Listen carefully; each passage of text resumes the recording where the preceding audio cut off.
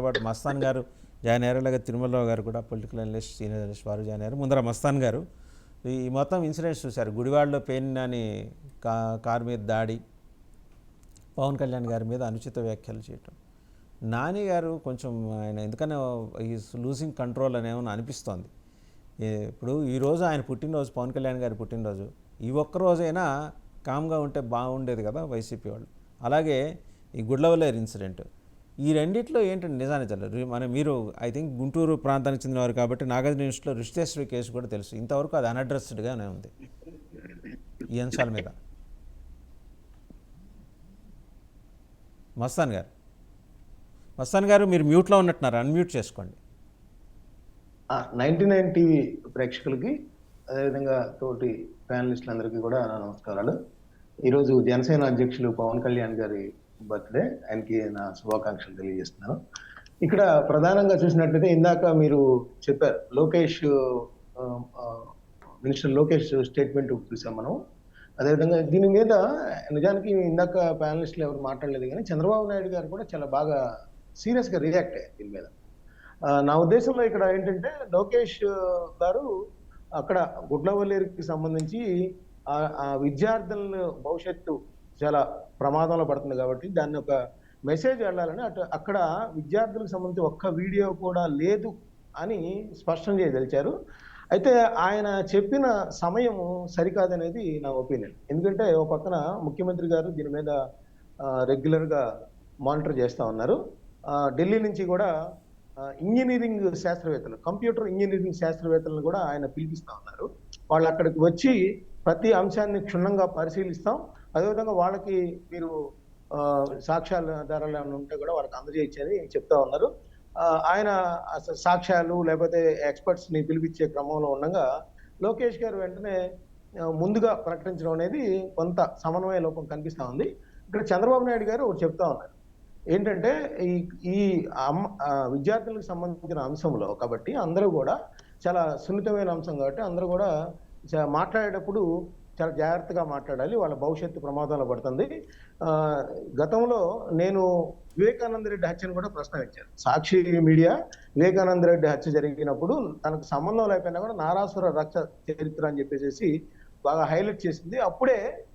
అప్పుడే వాళ్ళని 4 తన్ని తగలేస్తే ఇట్లాంటి జరిగేది కాదు, మేము ఇప్పుడు ఉదాసీనంగా వ్యవహరించాము, ఇప్పుడు అలా వ్యవహరించాము, ఇక నుంచి చాలా సీరియస్గా తీసుకుంటాం.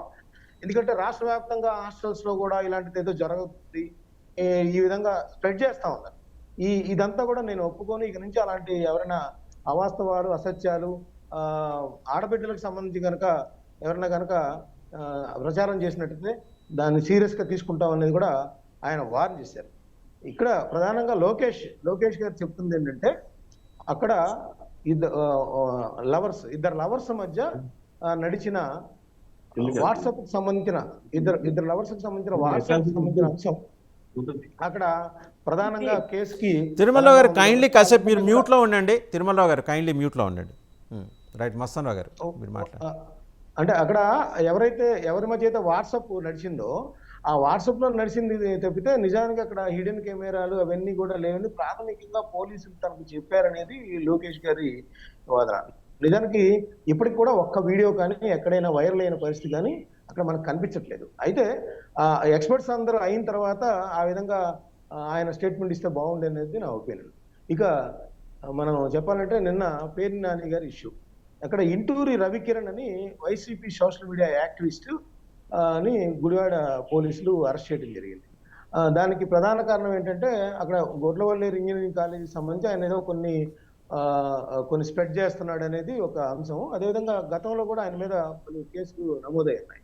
ఆ నేపథ్యంలో అతను అరెస్ట్ చేయడం, దానికి సంబంధించి ఆయనకి ఏదో అండగా నిలుద్దామని పేర్ని, అదేవిధంగా పామర్రు మాజీ ఎమ్మెల్యే కైలే అనిల్ కుమార్ గారు నిన్న గుడివాడ వెళ్ళడం జరిగింది. అక్కడ పోలీసులతో చర్చించిన తర్వాత ఆయనకి బంధువు లేదంటే వైసీపీకి చెందిన తోట శివాజీ అని వాళ్ళ ఇంటికి వెళ్ళింది. ఈ విషయం తెలుసుకున్న జన సైనికులు అందరూ కూడా అక్కడికి వెళ్ళి వాళ్ళు తీవ్ర ఆగ్రహ వేశారు. అంటే పేర్నానికి సంబంధించి గతంలో ఏంటంటే వైఎస్ఆర్సీపీలో పవన్ కళ్యాణ్కి సంబంధించి ఏ స్టేట్మెంట్ వచ్చినా కూడా దాన్ని పేర్నాని దానికి కౌంటర్ ఇచ్చేవాళ్ళు. ఆ కౌంటర్ ఇచ్చే క్రమంలో పవన్ కళ్యాణ్ మీద చాలాసార్లు అనుచిత వ్యాఖ్యలు చేశారనేది జన సైనికుల భావన. వాళ్ళందరూ కూడా ఆ విషయం మీద తీవ్ర ఆగ్రహ వ్యక్తం చేశారు.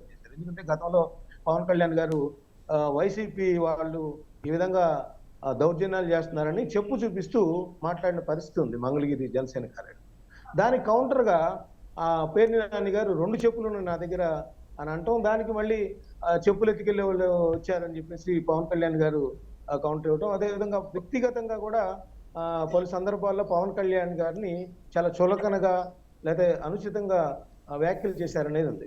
కాబట్టి వాళ్ళందరూ కూడా ఇప్పుడు పవన్ కళ్యాణ్ మీద చేసిన వ్యాఖ్యలకు సంబంధించి పేర్ని నాని వెంటనే క్షమాపణలు చెప్పాలనే ఒక ఏకైక డిమాండ్ తీసుకొని అక్కడ దాదాపు వందలాది మంది అక్కడికి వెళ్ళారు. ఫస్ట్ కొంతమంది పదుల సంఖ్యలో వచ్చినప్పుడు కూడా తర్వాత లేడీస్ వచ్చి పేర్ని నానిని ఉద్దేశించి పైనుంచి దిగిరమ్మని చెప్పేసి దమ్ముంటే రావాలని చెప్పులు చూపిస్తూ కూడా మాట్లాడటం జరిగింది. ఇవన్నీ కూడా తీవ్ర ఉద్రిక్తత దారిస్తుంది. ఇక్కడ మనం చెప్పాలంటే పవన్ కళ్యాణ్, చంద్రబాబు నాయుడు వాళ్ళు ఏమంటారంటే వైసీపీ వాళ్ళు పవన్ కళ్యాణ్, చంద్రబాబు నాయుడు మన ఇటీవల ఎలక్షన్స్ తర్వాత ప్రతీకార దాడులు గాని ప్రతీకారంగా ఏది చేయొద్దు, అందరం పరిపాలన మీద దృష్టి పెడదామని వాళ్ళు చెప్తా ఉన్నారు. ఒక పక్కన వీళ్ళేమో ప్రతీకారంగా ఇట్లాంటి దాడులకి పురిగొల్పుతా ఉన్నారని చెప్పేసి నిన్న అంబటి రాంబాబు గారు, బొత్స సత్యనారాయణ గారు కూడా ఆయన కామెంట్ చేయడం జరిగింది. కృష్ణా జిల్లా ఎస్పీతో కూడా మాట్లాడారు. సో ఇదంతా చూస్తా ఉంటే ఏంటంటే జన సైనికుల్లో పేర్ని నాని మీద ఆగ్రహం చల్లారలేదు అనిపిస్తా ఉంది. అందుకనే పవన్ కళ్యాణ్ పుట్టినరోజు సందర్భంగా ఆయన ఇప్పటికైనా రియలైజ్ అయ్యి ఆయనకి క్షమాపణలు చెప్తే గానీ ఇక్కడి నుంచి వదలమని దాదాపు 4-5 గంటల పాటు ఆయన తోట శివాజీ ఇంట్లోనే దాదాపు నిర్బంధించిన పరిస్థితి. పోలీసుల జోక్యంతో చివరికి ఆయన తిరిగి మచిలీపట్నం వెళ్లాల్సిన పరిస్థితి కనిపిస్తా ఉంది. అయితే ఇవన్నీ కూడా ప్రతీకార దాడులు కానీ ఇవన్నీ కూడా మంచిది కాదనేది ఇక్కడ మనం అందరం కూడా గమనించాల్సిన అంశం. అయితే పేర్ని నాని కావచ్చు, లేకపోతే ఇతర రాజకీయ పక్షాలకు సంబంధించిన వాళ్ళు వ్యక్తిగతంగా కాకుండా పరిపాలన దృష్టి ఇప్పుడు ప్రధానంగా మనం చూస్తున్నట్లయితే విజయవాడ మొత్తం మునిగిపోయింది. 2,75,000 మంది దాదాపు నిరాశ్రయులైన పరిస్థితి ఉంది. ఇలాంటి వాటి మీద వాళ్ళందరూ ఫోకస్ చేసి వాళ్ళందరికీ సహాయం అందించే విధంగా మనం అందరూ కూడా రైట్ అండి వైపు మళ్ళిస్తే బాగుంటుందని నా ఉద్దేశం.